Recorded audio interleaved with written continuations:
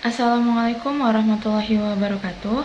Kami dari kelompok 3 yang beranggota 5 orang, Anissa Putri, Selin Mutiara Putri, Dedi Purnomo, Umar Dhani, dan Yulia Mary Anjani akan mempresentasikan hasil kerja kelompok kami, yaitu tentang materi file inclusion. Perkembangannya pada saat ini kebanyakan developer muda kurang aware atau peduli tentang keamanan terhadap sebuah website. Yang terpenting adalah website tersebut bisa diakses oleh banyak orang. Menurut OWESP atau Open Web Application Security Project, ada banyak ancaman atau celah-celah keamanan yang terjadi.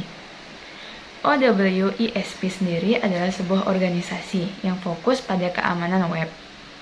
OWESP membuat beberapa standarisasi dan dokumen yang bisa digunakan sebagai rujukan pada bidang keamanan. Baiklah, selanjutnya definisi file inclusion akan dijelaskan oleh teman kita, Umar Dhani. Kepada Umar, dipersilahkan. Baiklah, saya akan melanjutkan penjelasan materi definisi file inclusion. Menjelaskan pengertian dan maksud dari file inclusion itu sendiri.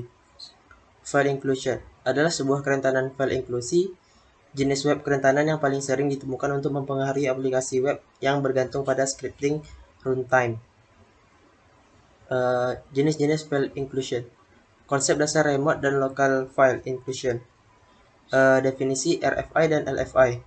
Remote file inclusion adalah celah keamanan yang memungkinkan penyerang untuk menyisipkan file berbahaya dari luar server dan mengeksekusinya di dalam server. File ini biasanya berisi evil code atau kode jahat yang bisa digunakan untuk mengendalikan komputer atau server dari korbannya.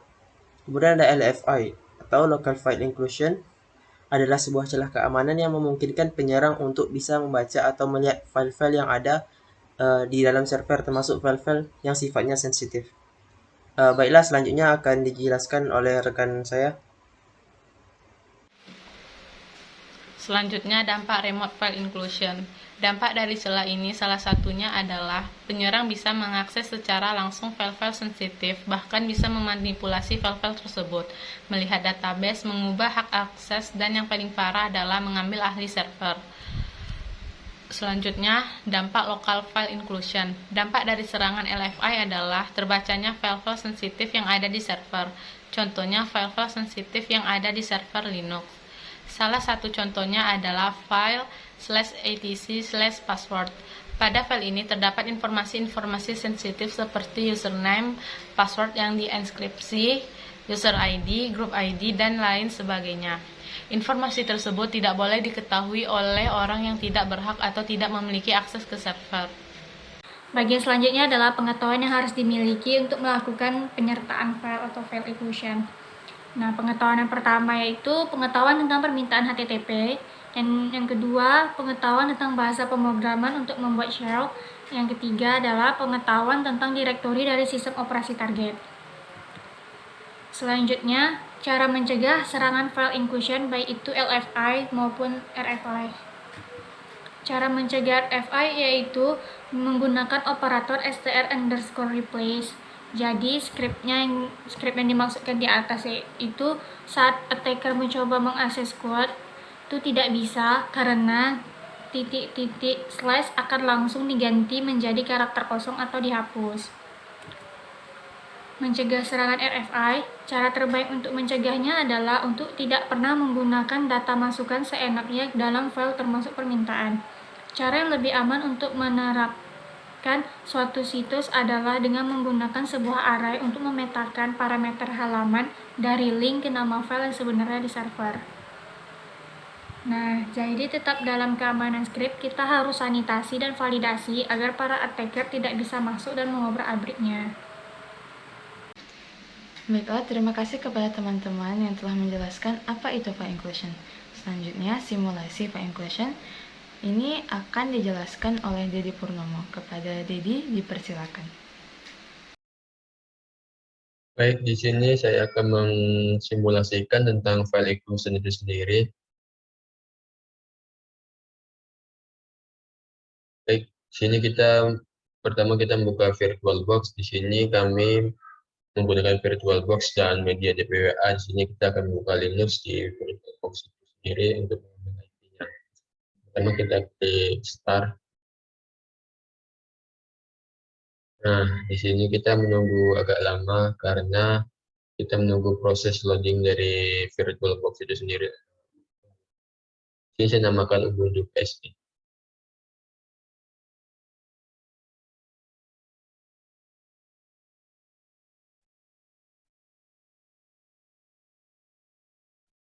Ini menunggu agak lama karena proses loadingnya. Nah, ketika sudah muncul tampilan Linux ini, kita mengklik yang di sini. Kemudian kita pilih sini terminal. Nah, ketika sudah muncul tampilan seperti ini, kita ketikkan sini ifconfig, kemudian kita enter. Nah, setelah kita ketikkan ifconfig, server akan mengeluarkan IP yaitu 192.168.107.22. Nah, IP ini kita kopikan ke Google.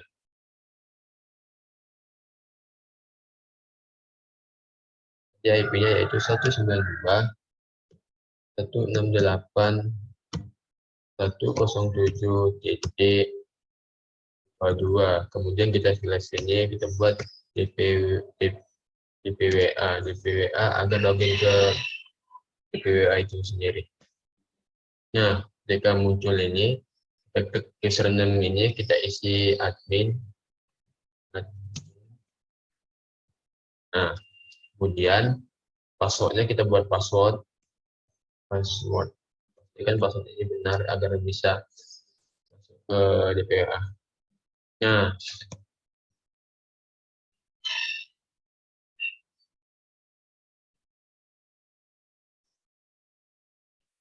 berikut tampilan DPWA yang bakal kita cobakan untuk file inclusion. Di sini kita pilih awalnya itu DPWA security. Nah, di sini ada yang low, medium, high. Di sini kita coba ke yang low dulu. Yang kita submit. Setelah submit, kita pilih file inclusion. Kita klik, kita pilih file satu PHP, kita klik di sini. Kemudian kita pindah ke sini. Jadi kita hapus sampai sini. Kemudian kita buat sini 1/2/1/2/1/1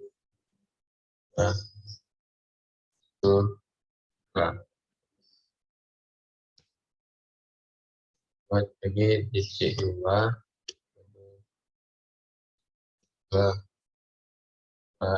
buat ITC SWD. Nah, ini berikut data-data dari server target yang kita pakai, IP-nya 192.168.107.22. Nah, selanjutnya kita akan coba yang security-nya yang medium. Jadi kita ke medium, kemudian kita pakai cara yang tadi kita sampaikan dulu. Kemudian kita kembali ke file inclusion. Kita klik lagi sini seperti cara yang awal. Kemudian yang ini. Nah, ini sedikit berbeda yang cara low-nya tadi. Di sini kita buat 1/3, 1/3, 1/3, 1/3. Ya,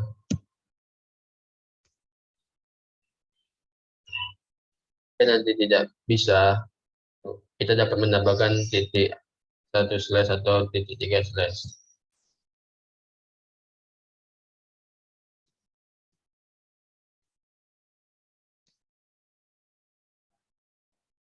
Nah, kita perhatikan ininya titik slash ini agar tidak terselip. Oke. Nah, jika tidak berhasil, kita tambah lagi.